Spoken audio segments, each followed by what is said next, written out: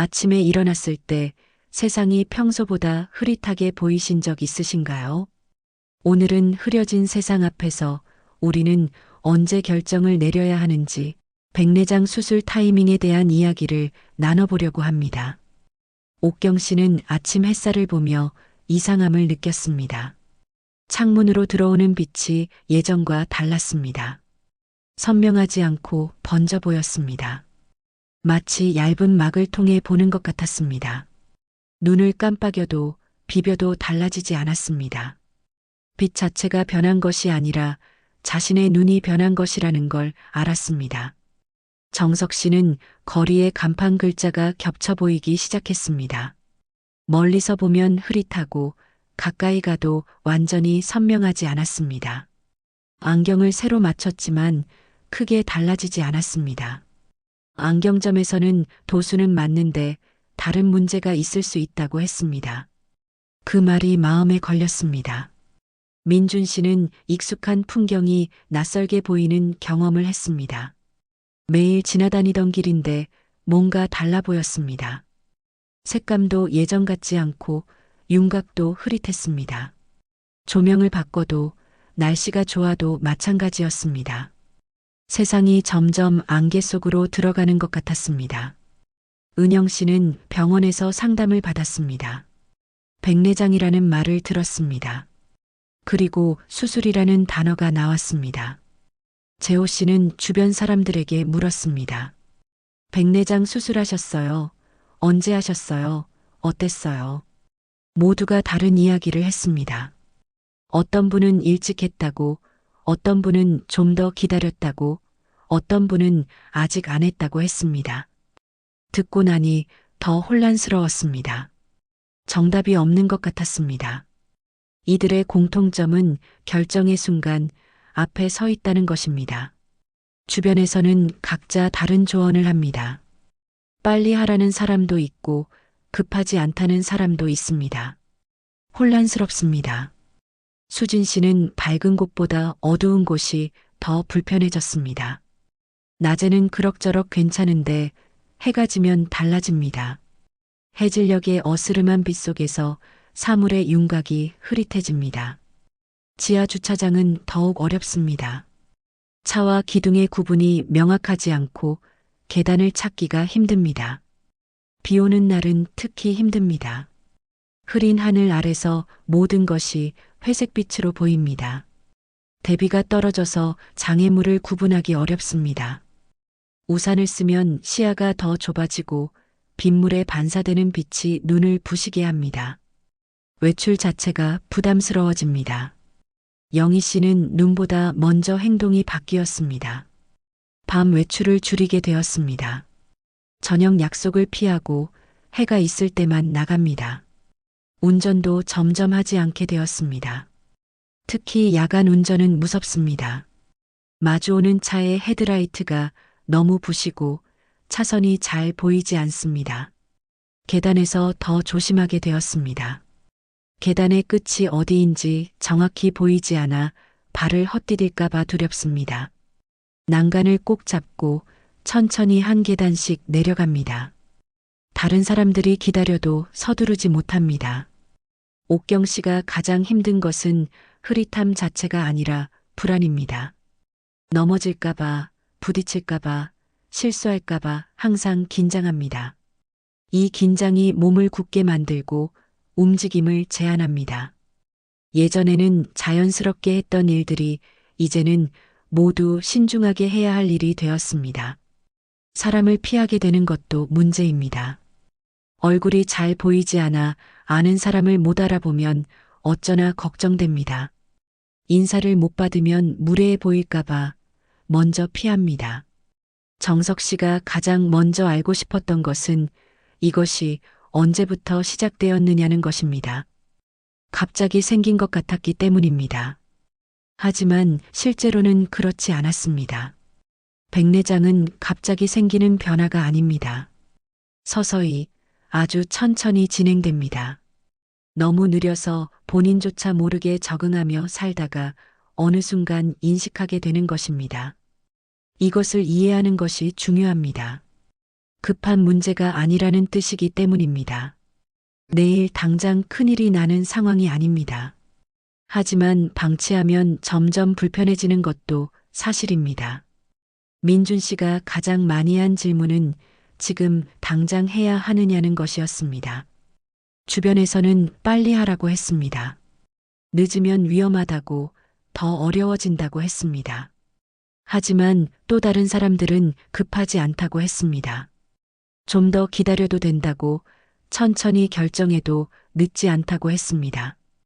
이 질문은 가장 많이 하지만 가장 답하기 어려운 질문입니다. 정답이 없기 때문입니다.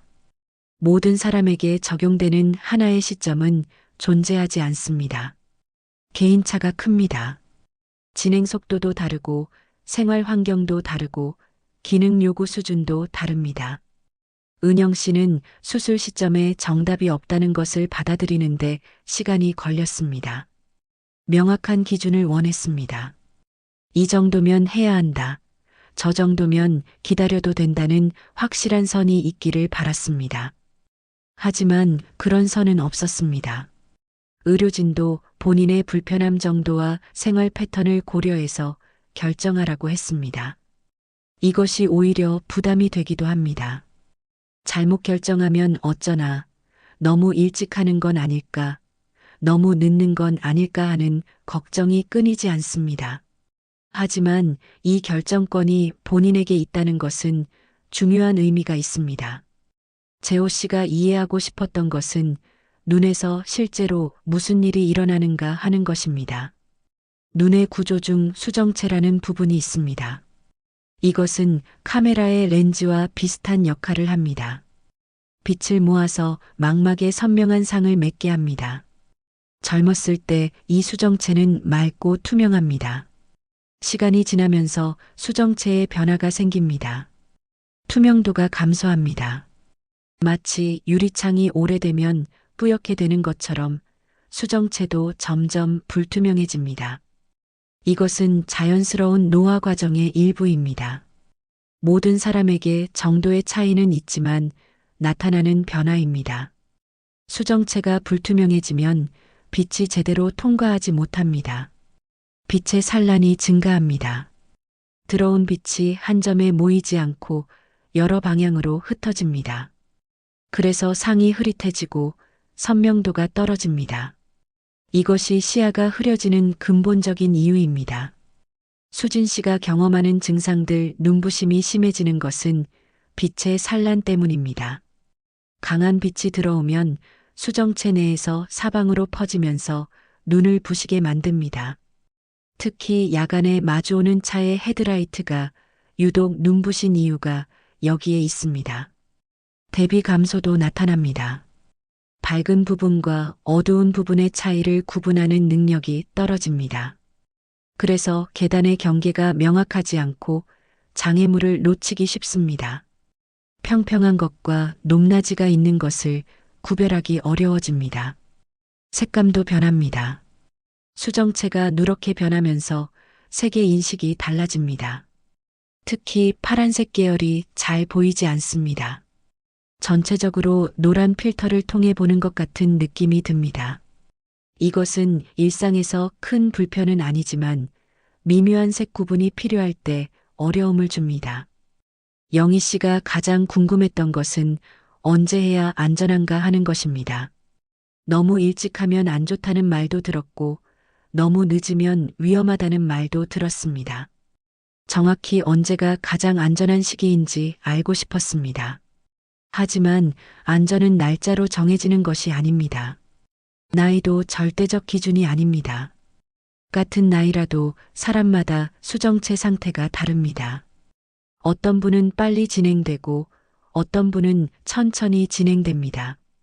숫자로 정할 수 있는 것도 아닙니다. 시력 검사 수치가 일정 이하면 무조건 해야 한다는 기준은 없습니다. 안전은 조건입니다. 상태와 기능을 종합적으로 고려한 조건입니다. 의료진의 판단, 본인의 불편함 정도, 생활 환경, 전반적인 건강 상태, 이 모든 것이 고려되어야 합니다.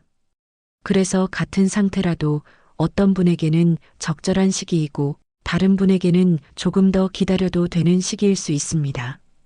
옥경 씨는 수술을 늦춘다고 무조건 위험해지는 것은 아니라는 것을 알게 되었습니다. 진행 속도는 사람마다 다릅니다.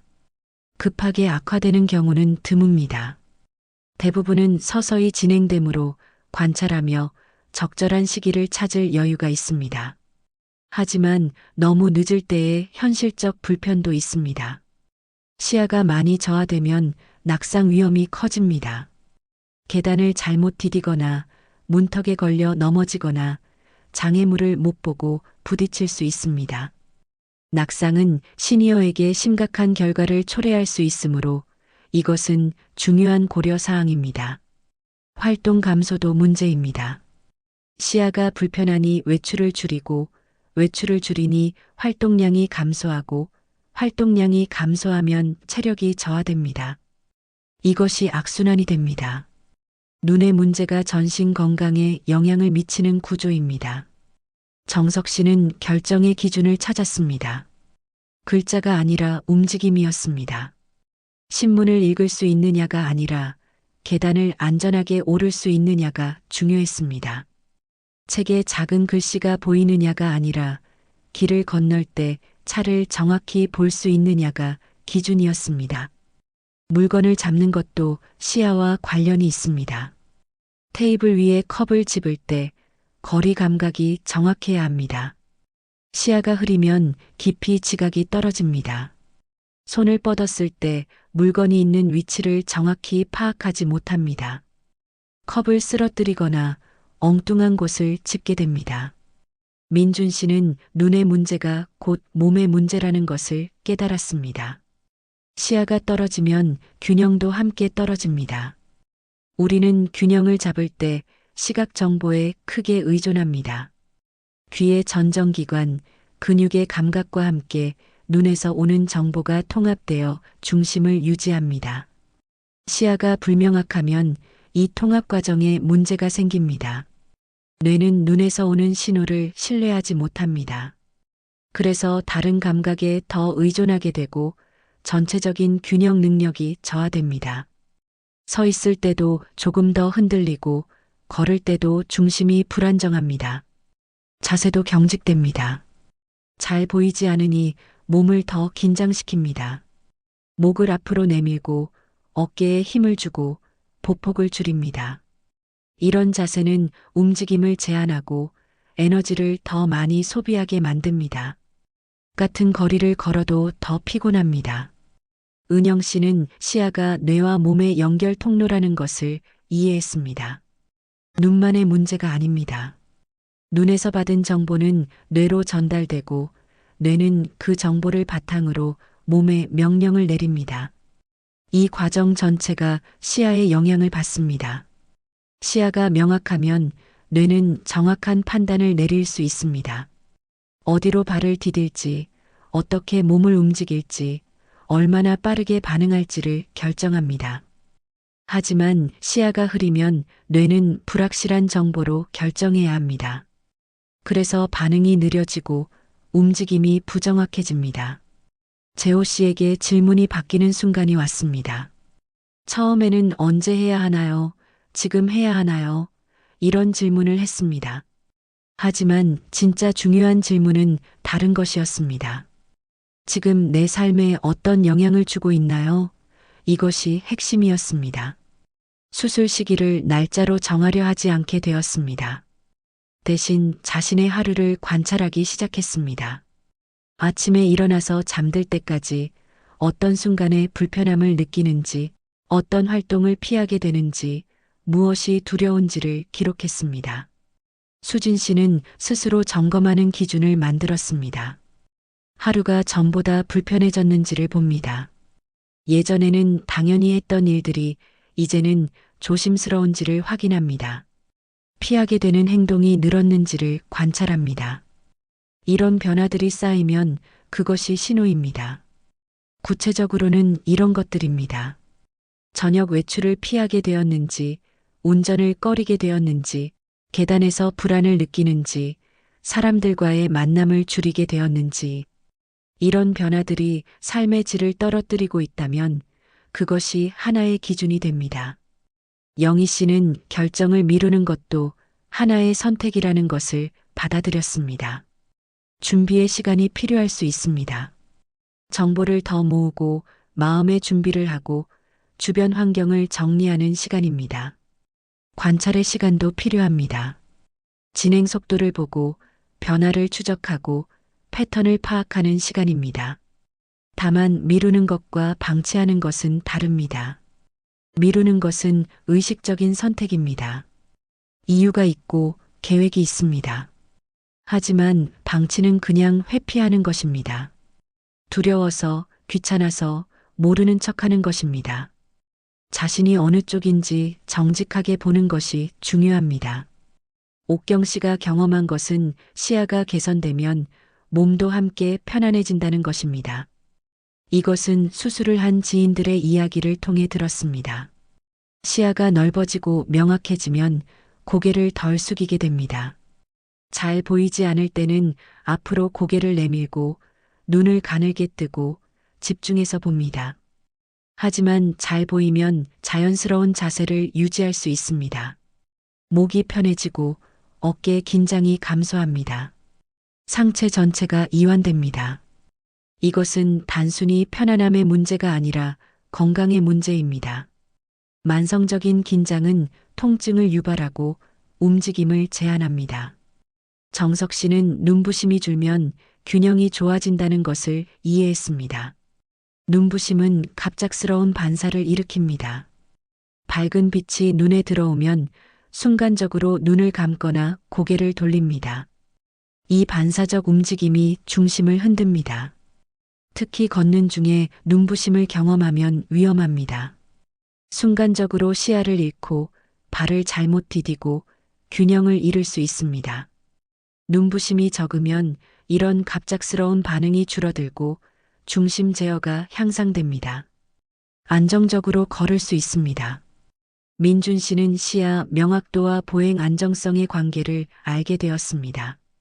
걸을 때 우리는 끊임없이 지면을 확인합니다. 다음 발을 어디에 디딜지, 높낮이가 있는지, 장애물이 있는지를 봅니다. 시야가 명확하면 이 정보가 정확합니다. 발 디딤이 정확해집니다. 계획한 곳에 정확히 발을 내려놓을 수 있습니다. 헛디디는 일이 줄어듭니다. 이것이 낙상 위험과 직결됩니다. 정확한 발 디딤은 안전한 보행의 핵심입니다. 은영 씨는 이 모든 연결을 이해하면서 시야 문제가 단순히 불편함을 넘어 안전의 문제라는 것을 깨달았습니다. 책을 읽지 못하는 것은 불편입니다. 하지만 계단을 못 보는 것은 위험입니다. 간판을 못 읽는 것은 아쉽습니다. 하지만 차를 못 보는 것은 생명과 관련됩니다. 결정의 기준은 여기에 있습니다. 불편함을 얼마나 참을 수 있느냐가 아니라 안전을 얼마나 유지할 수 있느냐입니다. 삶의 질도 중요하지만 안전은 더욱 중요합니다. 이 둘을 함께 고려하는 것이 현명한 판단입니다. 재호 씨는 결정 이후 달라진 일상을 경험한 지인의 이야기를 들었습니다. 외출이 자유로워졌다고 했습니다. 시간대를 가리지 않고 나갈 수 있게 되었고 어두운 곳도 두렵지 않았습니다. 산책도 즐기게 되었고 멀리 있는 곳도 가게 되었습니다. 사람을 만나는 것도 편해졌다고 했습니다. 얼굴을 정확히 볼 수 있으니 인사를 놓치지 않고 표정을 읽을 수 있으니 대화가 자연스러웠습니다. 사람들이 많은 곳도 피하지 않게 되었고 모임에도 적극적으로 참여하게 되었습니다. 수진 씨가 인상 깊게 들은 것은 수술 자체보다 선택이 만든 변화였습니다. 결정을 내리는 과정에서 주도권을 회복했다는 것입니다. 수동적으로 상황에 끌려가는 것이 아니라 능동적으로 선택했다는 것이 중요했습니다. 두려움도 감소했습니다. 언제 해야 하나 하는 불안에서 벗어났습니다. 결정을 내렸다는 것 자체가 마음의 짐을 덜어주었습니다. 미루면서 느끼는 죄책감, 불안, 걱정이 사라졌습니다. 명확한 계획이 생기니 마음이 편해졌습니다. 영희 씨는 타이밍에 대한 깨달음을 얻었습니다. 너무 일찍도 너무 늦지도 않았다는 것입니다. 자신에게 맞는 시점이 있었고 그것을 찾았다는 것입니다. 남들과 비교하지 않게 되었습니다.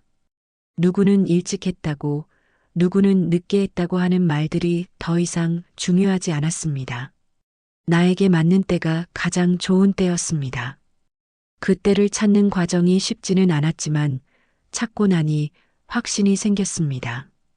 후회도 없었습니다.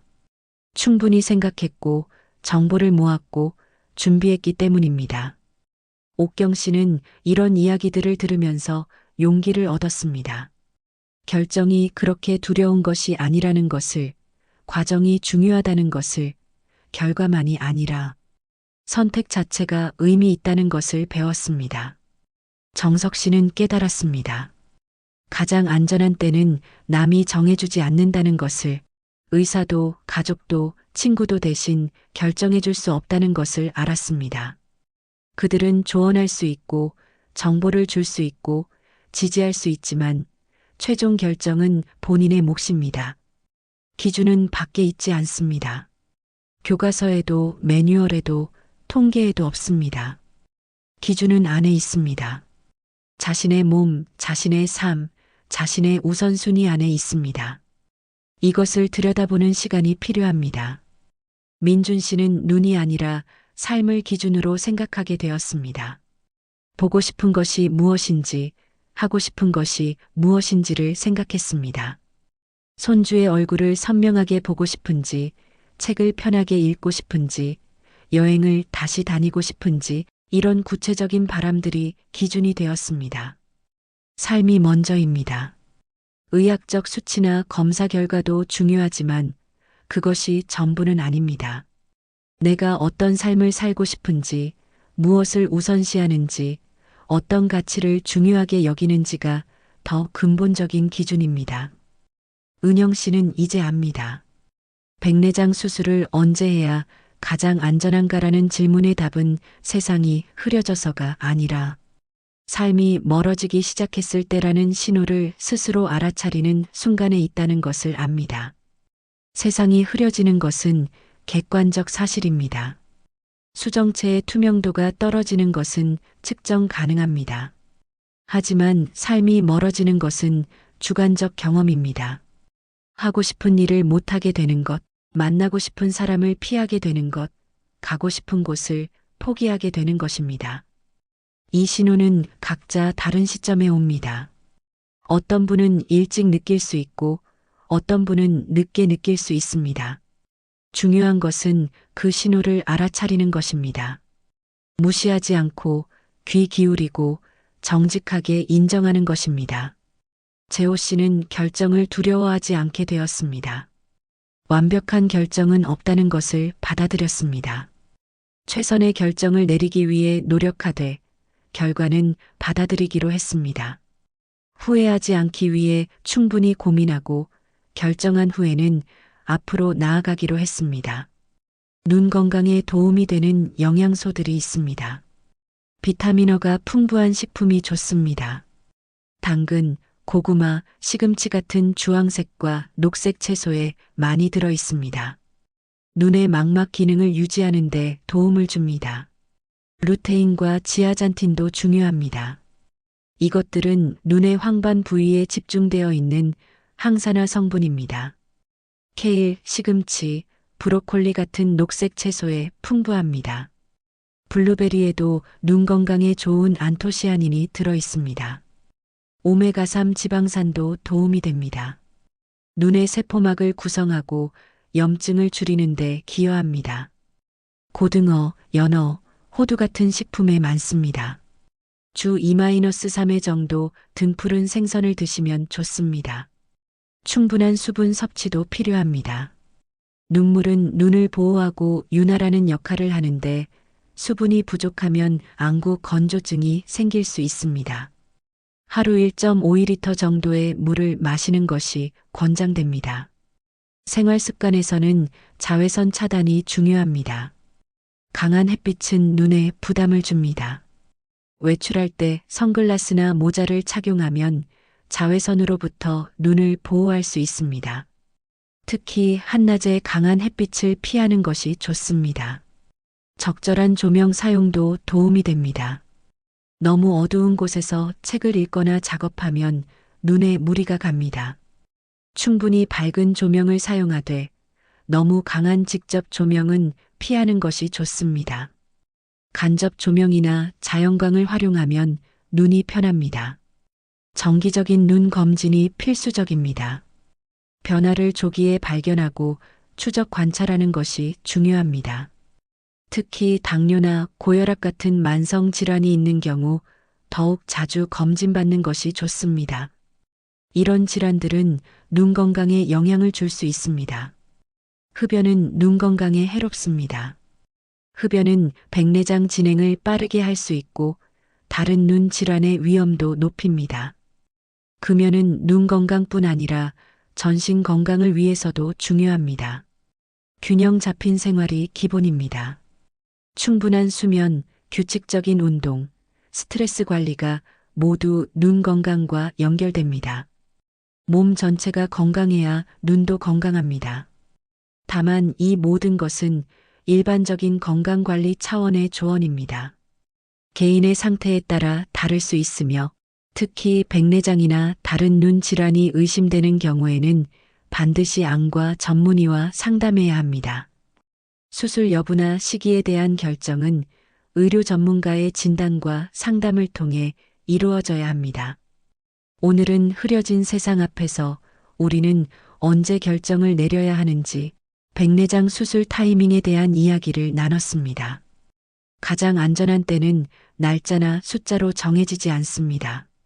내 삶이 어떻게 변하고 있는지, 무엇을 하고 싶은지, 어떤 것이 불편한지를 스스로 관찰하는 것이 중요합니다. 결정은 두렵지만 준비하고 이해하면 할 수 있습니다. 의료 전문가와 충분히 상담하시고 자신에게 맞는 시점을 찾으시기 바랍니다.